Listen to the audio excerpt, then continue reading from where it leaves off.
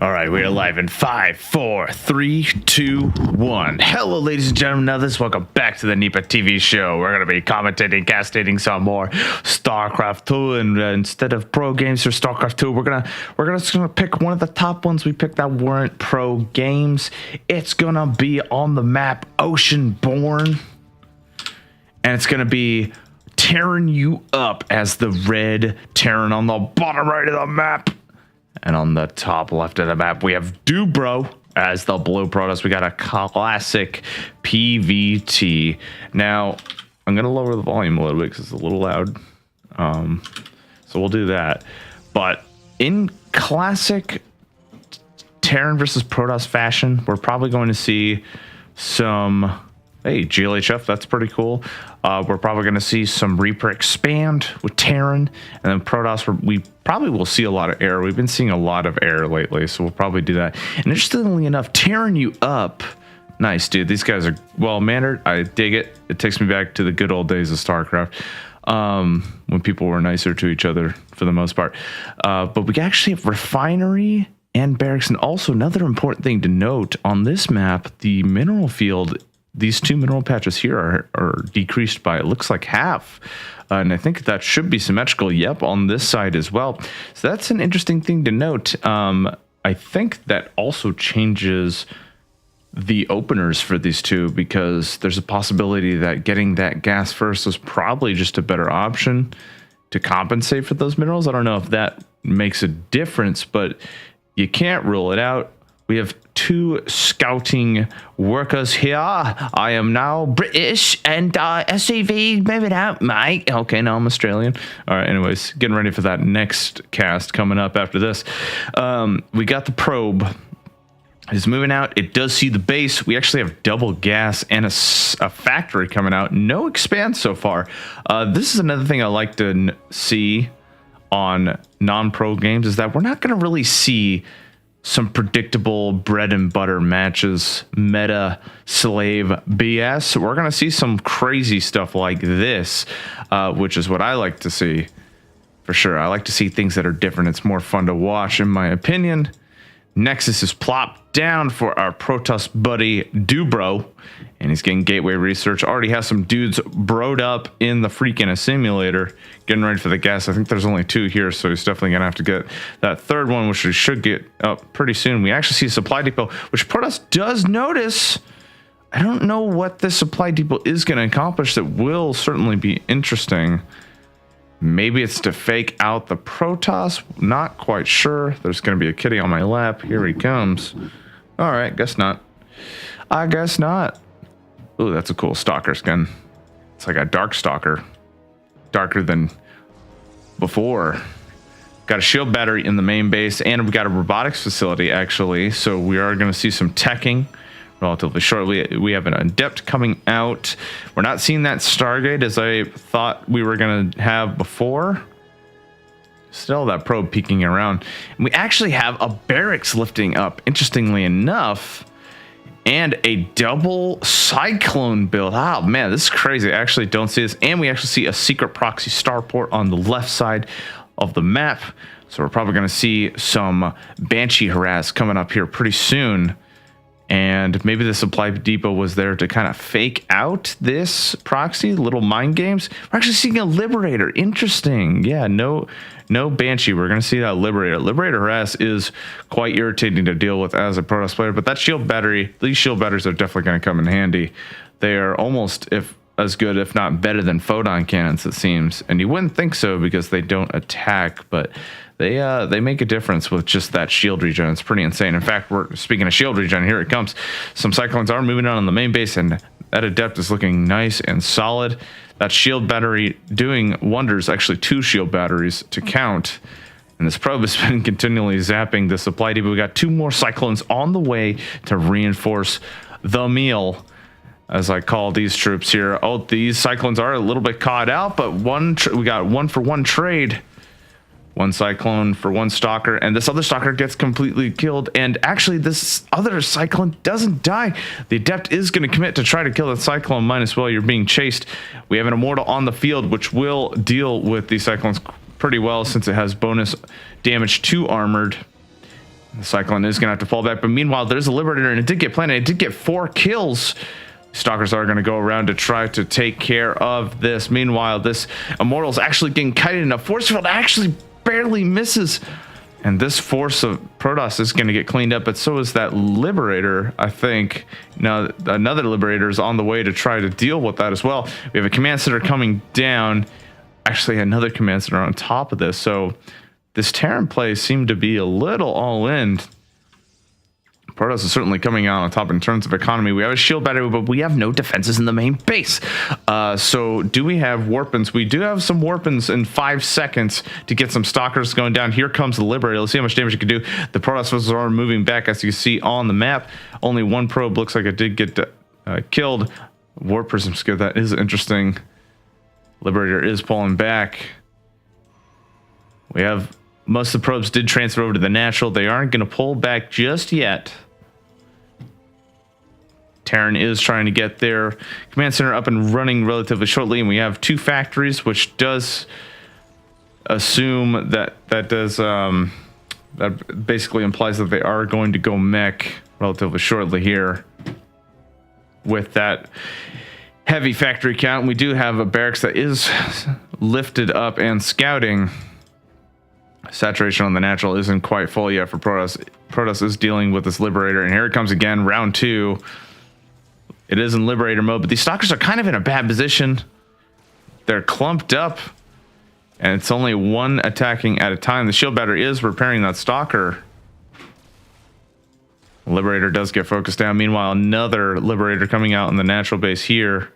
We have an Immortal on the natural expansion. But meanwhile, we actually have a Warp Prism. Did an Immortal drop with an Adept? Let's see how much damage you can do. We have some Warpins, Stalkers. Interesting choice. I like it. Kind of dope. Stalkers are pretty good early to mid-game. SVs are finally getting moving. We have a ton of worker damage going down. We have some Cyclones in the main base coming back to try to stop this offensive, but that Immortal is really strong. Now it looks like the Warp Prism is going to just drop down and try to... there we go. A little bit of some micro with the Warp Prism, but unfortunately, simply was not that strong because there are Terrans still tearing it up in the natural expansion here. Stalkers are moving in to try to take care of it. Both players seeming to do as much damage as possible, both even in supply at this time. Just seems to be back and forth fights right now. Got some transfers moving out. Protoss probably could look to get a 3rd base relatively shortly. Going to take out this barracks, but Terran isn't really going to use that since they are probably going mech. We have more Cyclones. We have some siege tanks. I think siege research... we don't need to research siege in this game. That's right. And we do have Blink starting right now because we have a heavy Stalker count coming out. We have an offensive on the front line, and there's nothing really to defend this. There are those Liberators, I believe, but we have 2 Cyclones. SCVs are going to have to be forced to be pulled off the line. We don't see any. Okay, we do have some siege tanks. They will probably go into siege mode relatively shortly. It's going to force the lift off. And again, the Liberator going in, and Protoss isn't really paying attention here, so all these probes are just going to die at the same time, and Terran doing an excellent job of distracting their opponent. Probes are pulling back. Here come a couple of Stalkers warping in to try to stop that Liberator, and it does do just that, but Protoss right now, oh my gosh, the SCVs are being pulled off the line to try to stop this. That Immortal being forced to use looks like a shield, yeah, the barrier passive there. Cyclone locking down the Warp Prism, locking down the Immortal here. Some excellent micro, actually canceling the Cyclone lock on. Sorry, I was reading the Cyclone lock on, see if it did extra damage. Sorry, it got a little quiet there, but that's okay. We still are on 2 warp gates for Protoss right now and a robotics facility. We do have that Blink. We may look to, well, we got to get fully saturated probably in the bases for both players at this time. Both players are even on bases, obviously. Usually at this point in this game, we would see some thirds going down, but obviously both players are being incredibly aggressive, which is super fun to watch. Is there a Liberator still nearby? I think the Liberators all got taken out, but those Liberators still doing quite a bit of damage still. Warp Prism is pulling back. to the main base. We actually see a third base for Dubro going down. I do like this move. Terran does have a third command center, is going to be able to quickly replenish the saturation here at the natural base, and may even get the third base coming up here soon. We actually see a Dark Shrine coming out as well. Always a good decision to do in these aggressive games, it seems. Be able to get some damage done. War Prism is moving out 2 mortals inside. We're still on 2 gateways, so we're able to pump out some troops here. But Protoss should definitely think about getting some more production relatively shortly. I'm sure once the expansion here gets fully saturated, we'll get some warp gates. We have Charge halfway done, and we do have Blink already research robotics facility on the way. We will see some Colossi coming out. Mortals are getting dropped. Barrier is going down on the Immortals there, but the siege tank line was simply just too strong there. Quite a substantial Terran force moving out on this side of the map. We have some Dark Templar being warped in. Is there detection? There is the comset. There's a missile turret here. They will be detected. These Dark Templar will not do much damage. One does go down and immediately gets focused down, unfortunately. And the supply depot is getting focused down. Doesn't quite supply block Terran. Some nice saturation on the third base of Protoss. But Protoss is doing a nice job of keeping Terran in their base, trying to gain some map control. And we actually have a 4th base going down for Dubro. I do like this. Certainly in a great position to do so. Right now, Protoss, I think, is just going to focus on macroing. We are going to see some observers. Is able to make some Colossi. May even see some disruptors, which are fun to see. Terran is moving out with their other command center on the 3rd base here. Interestingly enough, not opting to move this orbital command, but that is okay. Saturation is complete on 3rd base of Protoss. We may even see 2 probes moving to the natural base here. Get full saturation. We actually have some Archons being morphed in. That's a cool animation. Wow. I feel like they changed that. I could be wrong. Or it's a skin. Yeah, I think it's a skin. That's pretty sick. We have a Templar Archives going down as well. And we do have those disruptors coming out. I don't really see disruptors that much. Hurricane engines, what is that? Increase the movement speed of Cyclones. Really focusing on Cyclones there. That's pretty cool. And we're getting Blue Flame. Obviously a great upgrade to get. I think those were some Dark Templars getting focused down.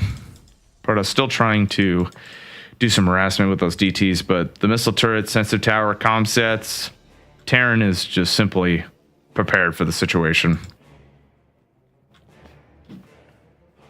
Both players kind of chilling right now.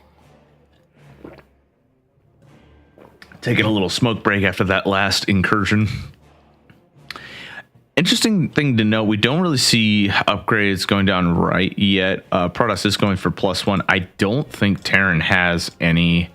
I don't even think they have an engineering bay. They do. Okay, I guess it doesn't really matter because they're going upgrades for vehicles, but these upgrades are not getting constructed right now, despite having double armory. And Terran does have enough money, but it looks like they are going to focus on macroing right now, focusing on trying to stay alive. And actually, Protoss going for a 5th base. Insane. Definitely is able to do so. Terran sticking to that Liberator play, knows that it's working. But we do have a photon cannon to defend this time, and a couple of shield batteries. There should be no breaking this base that much. I have Colossus, 1 Colossus on the field, some High Templar, and we do have +2 on the way. I think Psionic Storm isn't researched yet, and so is Extended Thermal Lance, interestingly, is not being researched as well. Protoss supply block. We have a huge move out from Terran on the front base. Will Protoss have enough? These disruptor shots are going to have to be dead on. Here they come. There was a nice connection on one of those bases here. Colossus is moving out, but this is not an extended. Okay, nice disruptor on the Widowmine. These disruptors are going to recharge, though. We got 2 on the field. One almost has enough for the next one. This base is going to have to probably be sacked. Protoss is going to move in. Let's see how much damage it's going to do. We have the charge. Let's move it in. Soaking up damage. Disruptors moving out. Siege tanks are plopped down. Cyclones are plopped down and locked on. And simply, that was just a blunder from that point, I mean, the Colossi had no range. There was no units. And I think just going in right there was probably not the move, because Terran was already, encamped here. Maybe like going around, doing a pincer maneuver would have been a good spot or a good thing to do. But yeah, Protoss simply didn't have enough troops to push in on that. And Terran didn't have upgrades either. So, but anyways, thank you so much.